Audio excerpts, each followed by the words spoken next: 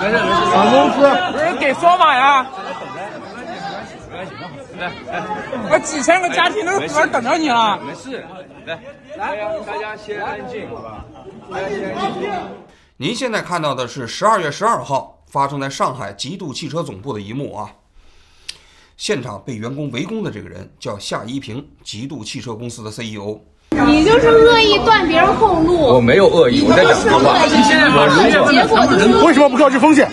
为什么不提前告知风险？目的是什么呀？我可以辞职吗？为什么我们这几个月销量这么好，形势一片大好，为什么就会变成这样子？我也知道，我也很努力，对吧？还让大家出菜。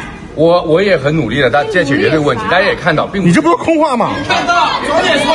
还是这句话，大家有风险为什么不告知？我可以辞职嘛？小鹏自己出了10个亿来帮助公司大家问题，罗永浩自己欠款来还把你的存款拿出来给我们交社保呀！请问你的老婆孩子在哪里？你在新加坡不知道吗？对呀，你不要去煽动这件事情，我没有解决这，我在解决这个问题，而且我告诉你，你没有给任何解决方案啊，我们不可信啊！我在解决，我再跟大家讲，我今天你不要告诉我再解决，你这话没有可信度啊！方案出来。事情的原委是怎么回事呢？是因为12月11号这一天啊，极度汽车公司的管理层突然宣布整个公司原地解散，这可是晴空霹雳啊！在12月11号这一天的下午啊，这夏一平呢，也就是极度公司的 CEO 呢，先是在员工内部发了一个内部信，这部内部信呢，洋洋洒洒写了1000多字啊，前面基本都是空话，说现在新能源汽车啊已经是东风西渐的，中国占据了整个新能源汽车这个领域的桥头堡啊。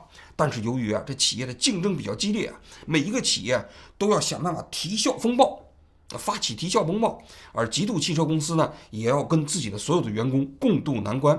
紧接着就提出来了4项措施，这4项措施啊，前2项基本也是空的啊，最关键的是后2项。这后2项，第3项讲的是合并重复的部门，第4项呢，就是要裁撤那些短期内无法带来盈利的项目。那意思是什么？那意思不就是要裁人吗？对吧？那写完这封公开信之后呢，这夏一平啊就在企业内部又开了一个视频会议。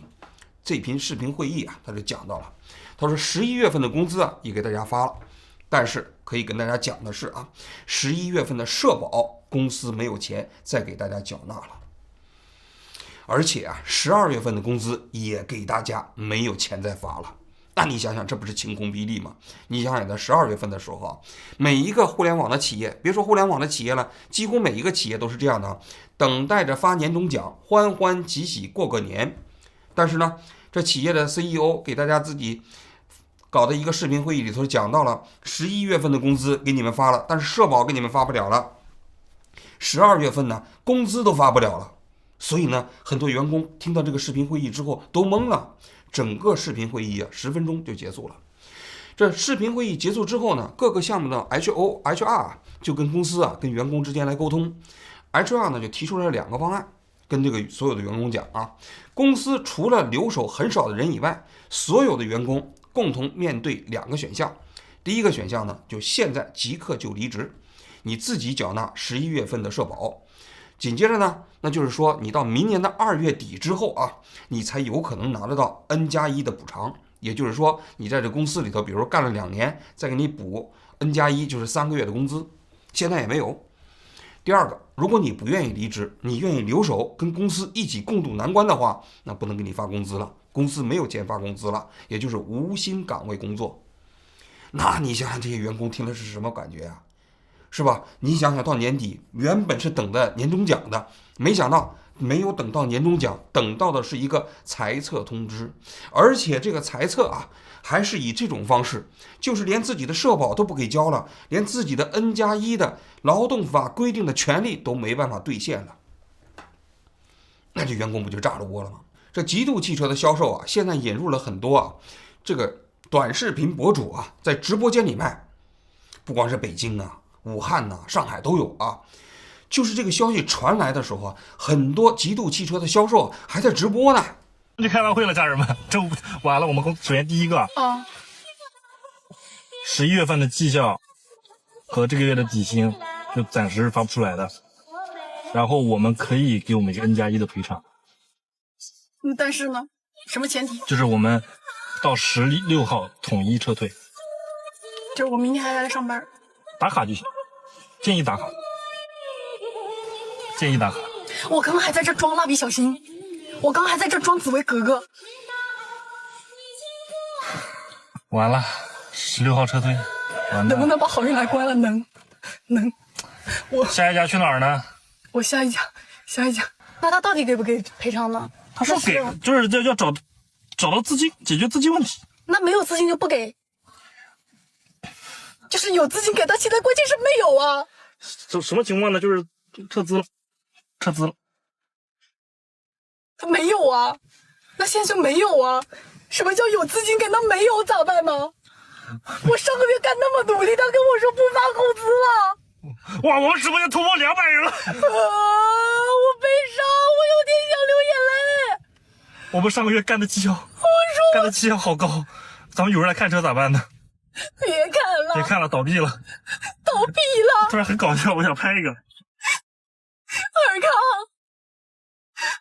发不出工资了，这次是真的很伤心了。不用看了，不用看了，我们倒闭了。别看了，我们倒闭了，快走吧。对，我们车企倒闭了，今天刚倒的，快走吧。谁懂啊？说好了山无棱，天地合，才敢与君绝的，怎么公司说不发就不发了呢？10月12号这一天呢，那么很多极度汽车的员工呢，就来到了总部，就收拾自己的行李嘛，公司解散了嘛。有的人呢，不但收拾自己的这个行李啊，还开始顺手拿公司的其他的东西啊，是吧？有的人拿电脑，有的人拿微波炉，有的人拿不了微波炉，就开始拿这饮水机。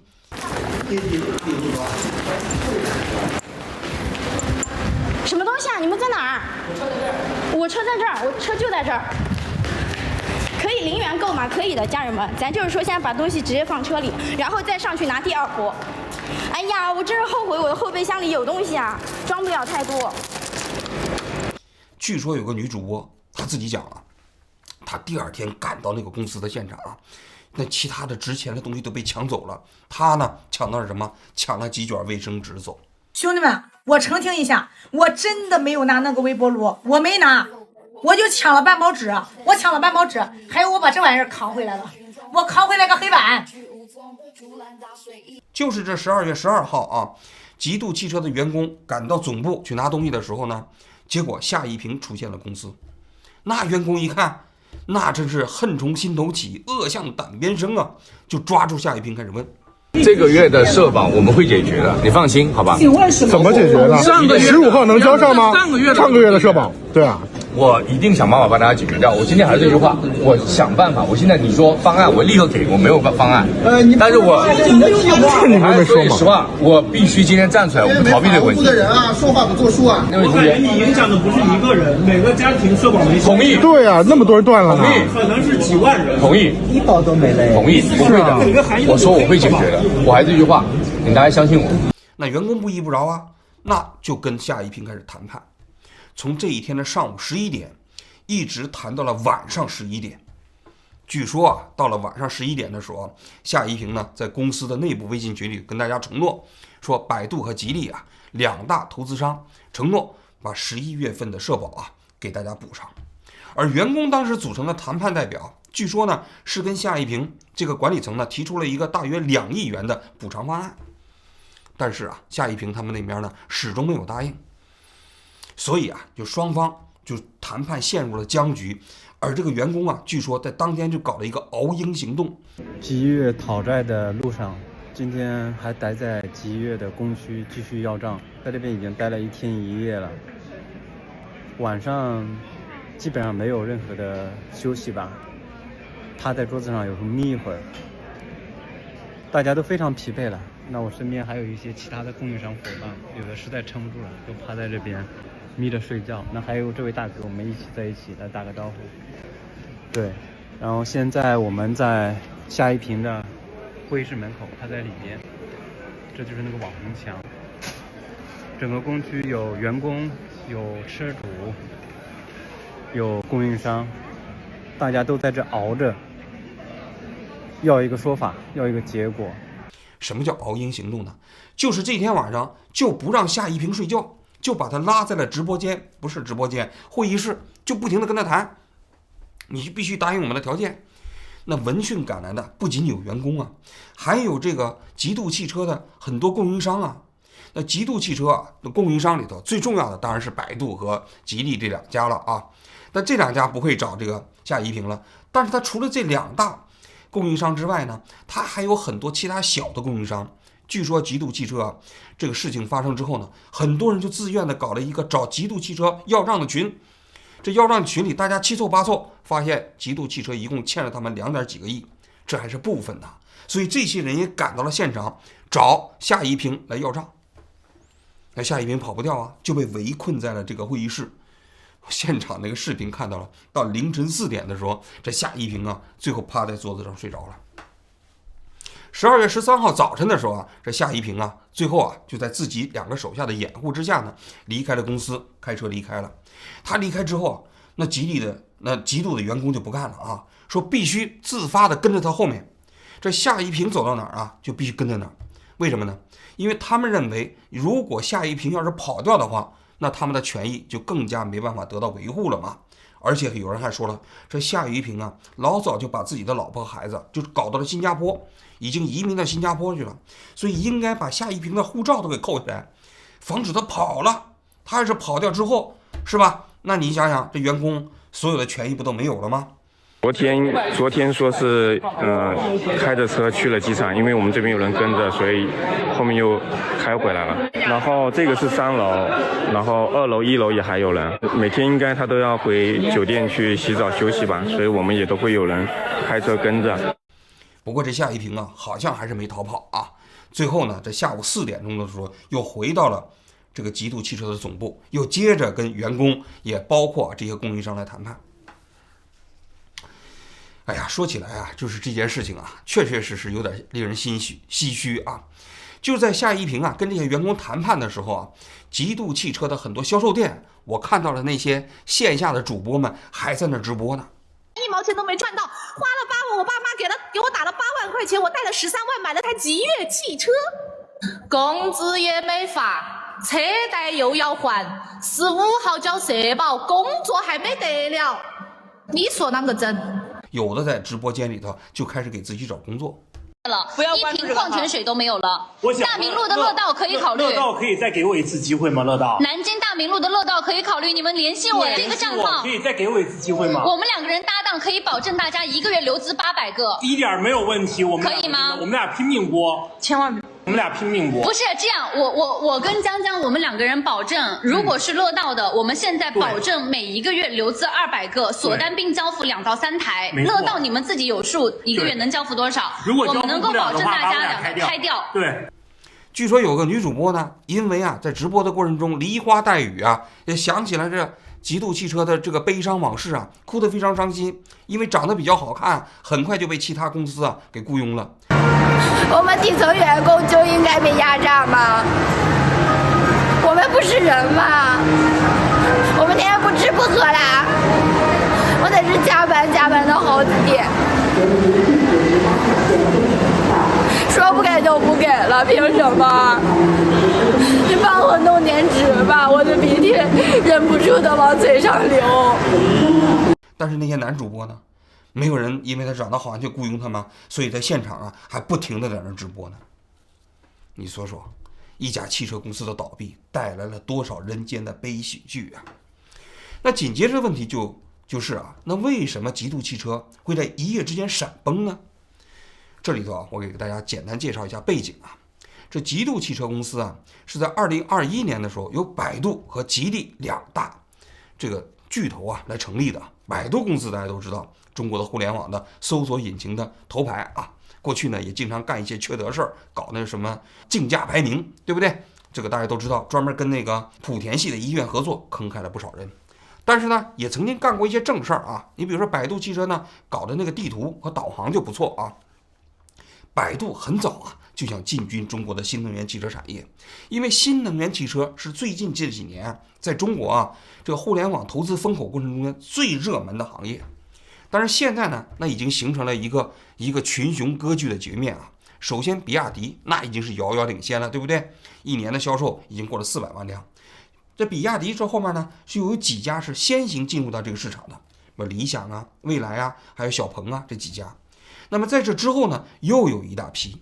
这李彦宏呢，一直很想利用自己啊这个百度地图和百度导航这个积累的这种智能导航的优势啊，进军汽车行业。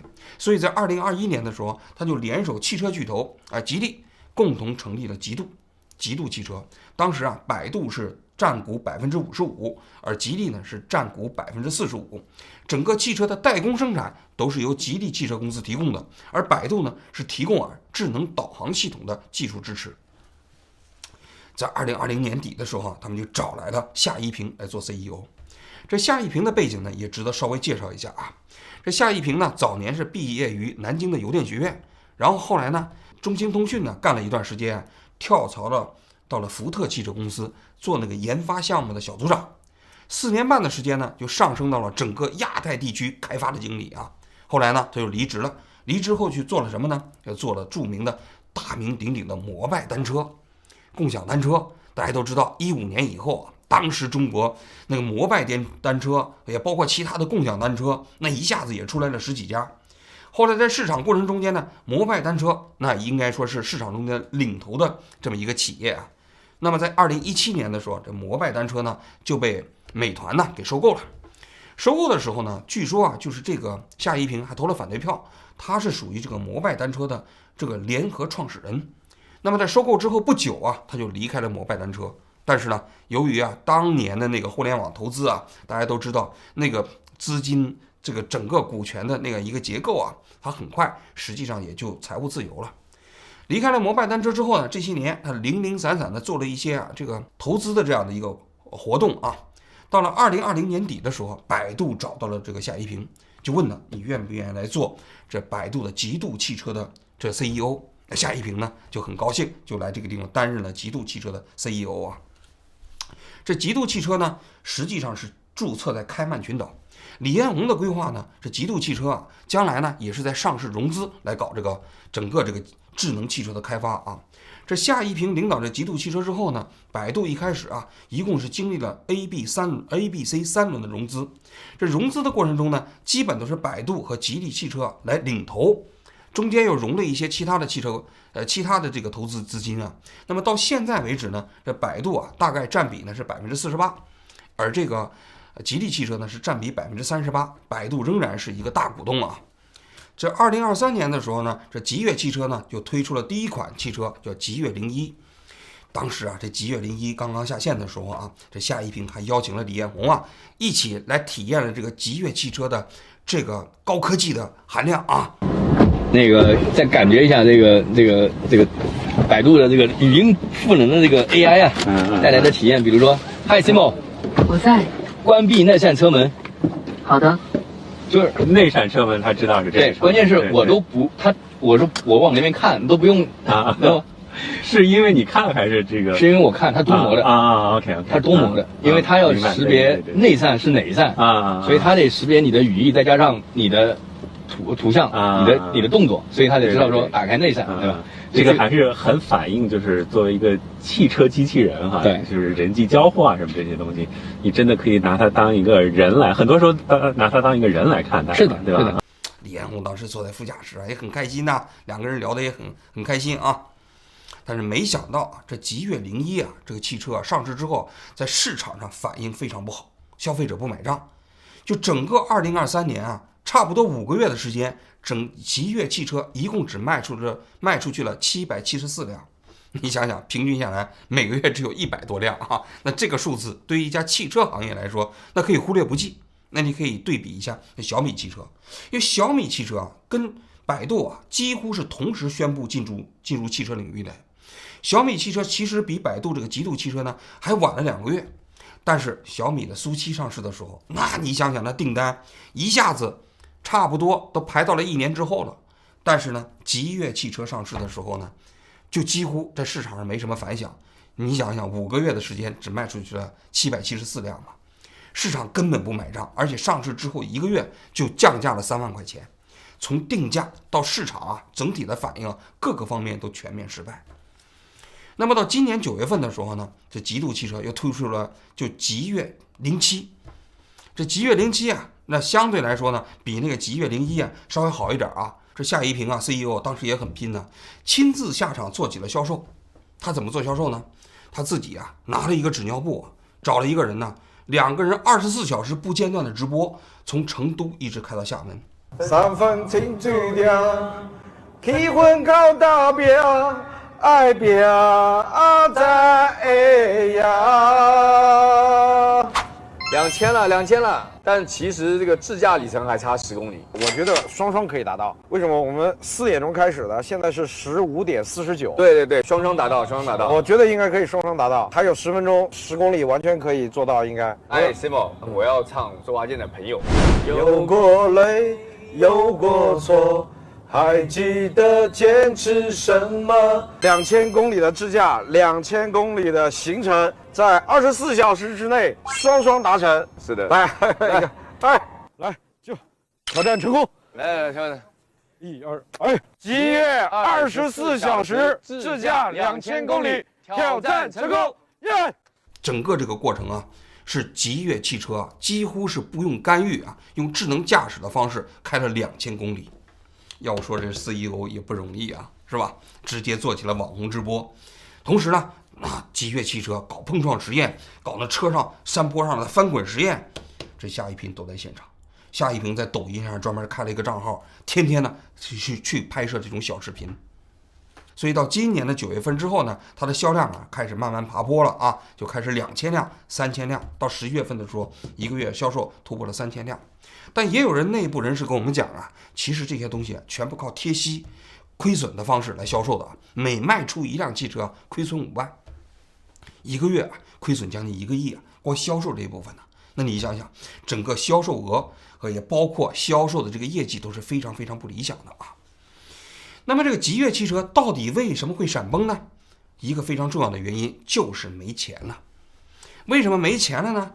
不是说你现在销量也慢慢上去了吗？一个月2、3千辆啊！从你一个刚刚开发的这个企业来讲，虽然说不如其他的那个汽车企业，但也总算是比过去有好转吗？这里头就涉及到百度了。百度有一个非常重大的战略转型，就百度不愿意在汽车方面继续投钱了。百度啊，在2021年的时候雄心勃勃想进入到汽车行业，但是到2023年的时候呢，因为 AI 技术的发展啊 ，OpenAI 技术在国际上一下子爆发之后呢，百度啊就觉得这 AI 技术才是百度最应该追随的技术，所以呢，它的整个的建构的重点开始移植到了 AI， 也包括整个大数据模型方面，汽车方面的兴趣不大了。所以到今年7月份的时候，李书福到北京见了李彦宏。当时啊，李彦宏就问李书福说啊，这个整个这个汽车项目能不能停下来，不搞了？当时李书福就说这不行，你这要是不搞了的话，市场反应太差了，开弓没有回头箭。当时李彦宏曾经想把这个项目给卖掉，但是呢，没有办法，最后呢，双方就达成共识，继续做下去。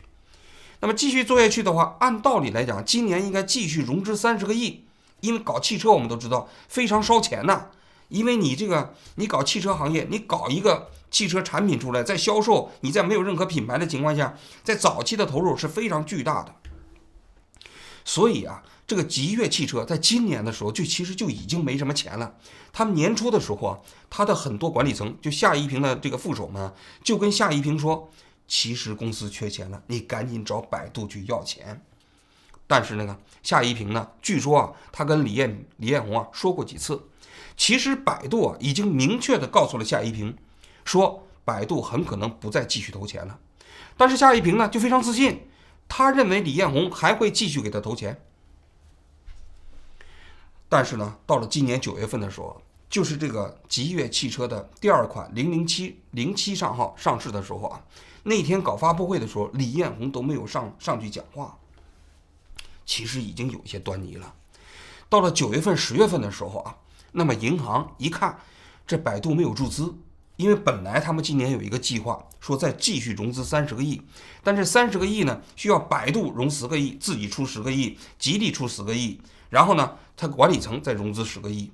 但是后来百度由于没有推动这个计划，连10个亿也不愿意出了。那银行一看就不干了，因为银行呢一共给这个吉悦汽车啊陆陆续续贷款了20个亿，而且是无抵押的贷款。那么为什么愿意给他们无抵押贷款呢？是因为他们背后的大股东是百度嘛，是这个吉利嘛，认为不会有问题嘛。但是呢，他们在9月份、10月份看到这个百度没有继续增资的情况下，银行就不再给这个吉悦公司来付款了，继续贷款了。那吉利当时也出问题了，因为吉利是这个吉悦汽车公司的代工厂啊，所有的汽车都是他们生产的，生产呢也要按照公允价格给吉利汽车。对于吉利汽车来说呢，他们这几年也想搞新能源汽车啊，但是新能源汽车它不是只有吉悦这一个项目，而且吉悦这个项目里头，他们又没有什么发言权，在董事会里头他们只有1个席位，投票权里头只有20%，80%是百度。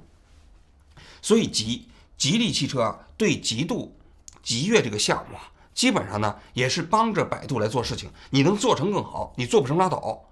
但是陆陆续续啊，这个吉悦汽车公司啊欠这个吉利汽车公司的这个应付款呢，就从10亿涨到了20亿。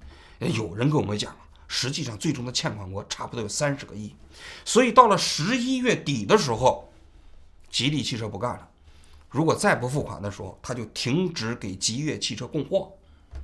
那你想想，首先是供货没有了，你就没有汽车可卖了嘛，然后银行断贷了，你这公司账上就没有钱了嘛。所以到了12月11号，被逼无奈的情况下，这个夏一平写下了那封给公司内部员工的这个公开信，与此同时宣布所有团队就地解散。就整个吉利汽车公司啊，这个解散、就地解散、闪崩的这个来龙去脉大致就是如此啊。通过这个案例，我们知道啊，就是中国的新能源汽车啊，这个竞争市场啊，实际上是非常内卷的。我看了这个吉利汽车啊，或者吉悦汽车，不叫吉利汽车啊，因为早期叫吉利汽车，后来改名叫吉悦汽车了啊。这吉悦汽车那个新能源汽车，它那个智能程度啊，也就是在中国，如果要是拿到日本来，我觉得其实挺不错的车型啊。但是呢，因为太卷了，所以啊就没有生存的空间。就是中国的新能源汽车这个行业啊，已经进入到了淘汰赛。如果说早先几年的时候进去之后就能抢到一个市场份额，现在这个时代已经变了。而且呢，在进入到淘汰赛的时候啊，整个这个新能源汽车的进入门槛已经大大提高。有人算了一下，吉悦汽车这几年啊，大概一共花了80个亿，而账面亏损呢，据说还有70个亿啊，差不多烧了150个亿。但是有人说，现在新能源汽车你要真要干下来，差不多需要300亿，没有300亿，这个游戏你没法玩。百度一开始想的是能够上市融资，自己不怎么花钱就可以搞赢这个项目。但我听到的消息，人家有关部门跟他讲说，新能源汽车你可以搞，但是呢，在你这个汽车没有盈利之前，不要在2级市场融资。据说人家小米汽车就做到了，就是没有融资，就是靠自己的自有资金来支持。但是百度没有做到，也不愿意做到，于是导致整个资金链断裂。那么吉悦汽车呢，就死在了这个今年年关的这一刻。我个人认为啊，对于中国的新能源汽车行业啊，那很多企业生生死死啊，都是一个正常的状态。因为啊，有汽车行业的这个霸主能够兴起的过程中，一定有无数的先行者啊，倒在了整个竞争的过程中，不奇怪。但问题是啊，通过这个案例，我想说明什么呢？汽车这个企业，也包括一般的企业，我们生要生的体面，死也要死的体面。吉悦汽车这件事情啊，它虽然死了，但死的不太体面。为什么不太体面呢？大家听我来讲一讲啊。首先第一点，你想想，给员工缴纳社保，这不是企业最基本的社会责任吗？也是企业的法定义务啊！你按照劳动法规定，你就必须给员工缴纳社保。但是现在你会发现什么呢？企业一夜之间倒闭的时候啊，他不给员工交社保了，说我没钱了，这不是耍无赖吗？而且按照劳动法规定，你要裁撤了这个员工，你也得这个员工发 N+1的补偿啊。他也没执行啊，他说我没钱了。那你这个没钱了，那你就是耍无赖嘛，对不对？你按道理来讲，你在死之前，你就应该预判到你已经快死了，那这个账上的钱你要留出来给员工遣散的费用啊。所以很多员工非常生气啊，对吧？你前2天你还让我们出差呢，突然之间你就把我们遣散了，遣散了之后，你社保都不给我们交了。为这个社保对于北京、上海这样的城市的员工特别重要，为什么呢？因为社保要连续缴纳，你要中断1个月，有很多这个城市来讲啊，你这个社保的时限就必须重新计算。重新计算意味着什么？你比如说你要购房啊，你或者城市的那个积分落户啊，可能全部受影响，全部都重新来。11月11号通知的时候，那么11月的社保最迟的缴纳期限是12月的13号，这中间只有2天的时间，让员工自己去缴纳。你想想，这不是逼着员工去断供吗？你不逼着员工去断社保吗？所以员工的愤怒也在于此。你这此前你根本没有任何征兆。还有你会发现了吗？在中国，明明是企业员工的正当权利，但是法律不会保护你，你还得通过谈判的方式去争取、去维权。按道理来讲，我们不是讲了吗？你企业给员工缴纳社保，这是你的法定义务啊。但是企业在倒闭的时候就耍无赖了，员工还得必须通过维权的方式来争取自己的权利。12月13号的时候，百度和吉利联合发了一个声明，说我们给员工缴纳11月份的社保啊。但是大家可以想象一下，如果不是12月12号那些员工手拿手机在直播夏一平跟他之间的谈判，百度会出来给这些员工缴纳社保吗？我相信不会。那事情搞大了，形成了舆论压力了，这些员工本应该获得的权益才最终到他们的账上，这不是可悲吗？这是第一点。第二点，对于那些消费者来说，其实这做的也不太体面。12月14号的时候，那很多极度汽车的这个消费者车主啊也找上来了，他们也恐慌了。为什么呢？这汽车还能开吗？是吧？开完之后不会开沟里去吧？提借1個月咋，1個月咋。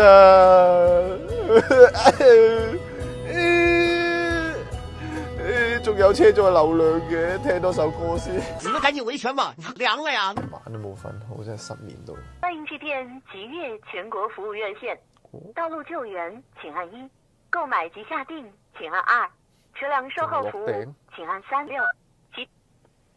為了提升服務質量，您的通話可能會被錄音，正在轉人工服務，請稍後。話務員全忙，請稍後再撥。喂。不对，我觉得这个事情不对。那万一我真的是出了事，我是道路救援的，那怎么办呢？我试一下按1哈。请按1，购买及。为了提升服务质量，您的通话可能会被录音，正在转人工服务，请稍后。您好，您拨叫的用户已关机。所有吉悦汽车的售后服务，包括过去的那些语音服务系统全部停了。那现在的汽车跟过去的汽车不一样了，现在的汽车可不是仅仅卖一个硬件了，最重要的，你现在这个智能驾驶系统后面是有一个 OTA 系统来支持的。那么吉悦汽车垮台之后，那么这个 OTA 系统如果中断了，没有了，那对这些车主怎么办呢？现场百度的那些官员过来说，我今天跟大家在这里郑重的说一下，我代表百度，对各位吉悦的车主讲，智驾和地图导航由我们来兜底。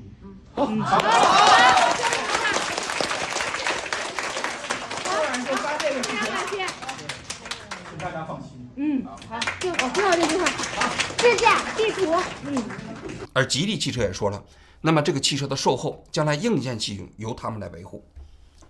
但是有业内人士跟我们讲啊，说实际上离开了这个智驾系统啊，将来这个智驾系统几乎不可能实现此前所有的承诺。也就是说，这个智驾系统随时有可能瓦解掉。那么你想想，对于百度这样的3心2意的这样一个投资，对消费者来讲，对车主来讲，这1万多名车主来讲，他也是不负责任的。由此我就想起来了，当年这个共享单车大战的时候，跟那个摩拜单车对着干的另外有一家企业叫做 OFO，那当时创立 OFO 的这个老板叫戴威，还是北大的一个学生，是吧？搞起了共享单车。这个共享单车呢，当时让全国人民给他交押金，交199块钱。结果呢，后来他搞了2年之后，这个 OFO 这个小黄车啊就破产了。破产之后，大家才发现啊，这199块钱的押金拿不回来了。全国据说有1500万人交了199块的押金。一开始还是退啊，退一点点，有人就发现排队需要988年才能拿回来这个199块钱的押金。在最后的时候呢，别说988年了，10000年也拿不回来，就没影了。然后戴威呢？戴威现在跑到美国去了，又重新开始创业了。那你说这样的企业在倒闭的时候，它就是不起面，它对不起消费者。第3个方面，它也对不起供应商。那么多供应商现在也是欠款几个亿啊。那过去啊，吉悦汽车就讲了，他说我们这个互联网的流量啊都没什么啊，但实际上呢，实际上它其实很多流量也是买的。有一家广告公司3700万搞过来的，说他欠了3700万的广告，结果呢还是不行啊，没钱给啊。那没钱给的话，意味着什么？意味着这些供应商所有的钱有可能打了水漂。所以在12月12号的时候，这家供应商在网上写的公开信里也说，他说这3700万背后也是好多个家庭啊，他们拿不到钱怎么办呢？那你想想，吉悦汽车的倒闭导致了这些供应商也可能出现连锁的倒闭潮，这不也是对不起供应商吗？我们经常讲啊，一将功成万骨枯。那也就是说，商场如战场啊，就是在这个商场的战争的过程中间，那么赢者可能是通吃，那么输者呢，可能就什么都没有了。但是我想说的是，现在的商业文明啊，跟过去的商业比起来，最大的区别就是由过去呢是商场如战场，如果是过去是一种战争的话，那么现在就是由战争变成了一场比赛。战争和比赛有什么区别啊？战争的区别是，一旦你输了，你人头落地，这个死无葬身之处。但是体育比赛呢，你输了呢，你仅仅失去的是荣誉，你还可以东山再起。一个商业文明的社会，那么这个所谓的商业竞争就应该是体育比赛，而不应该是一场战争。但是现在我们看一下国内这个商场啊，给人感觉惨烈的程度、内卷的程度更像是一场战争，而不是一场体育比赛。就在于它所有的现代商业文明的规则并没有建立起来，无论是企业内部的员工，还是消费者，也包括供应商，他的法律的这个权利啊，都很难得到保障。所以啊，年关要到了，我相信啊，有一些企业可能也会倒闭。我祝福这些企业啊，倒闭之后啊，这些创业者还可以东山再起。但我也希望这些创业者啊，在创业的过程中啊，一旦要是真的要失败了，也能体面的离开这个竞技场。好了，我今天就讲到这里，谢谢大家。把你的存款拿出来给我们交社保呀！你问你的老婆孩子在哪里？你在新加坡不知道吗？对呀，你不要去煽动这件事情。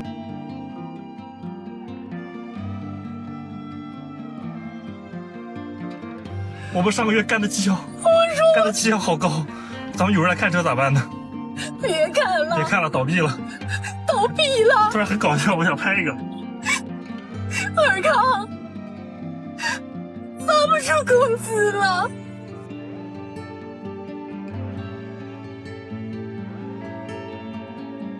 然后现在我们在下一平的会议室门口，大家都在这熬着，要一个说法，要一个结果。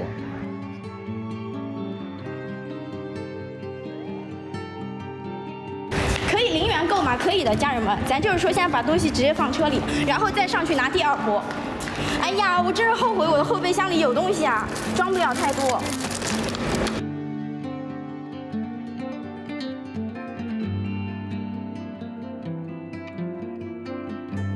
为了提升服务质量，您的通话可能会被录音，正在转人工服务，请稍后。您好，您拨叫的用户已关机。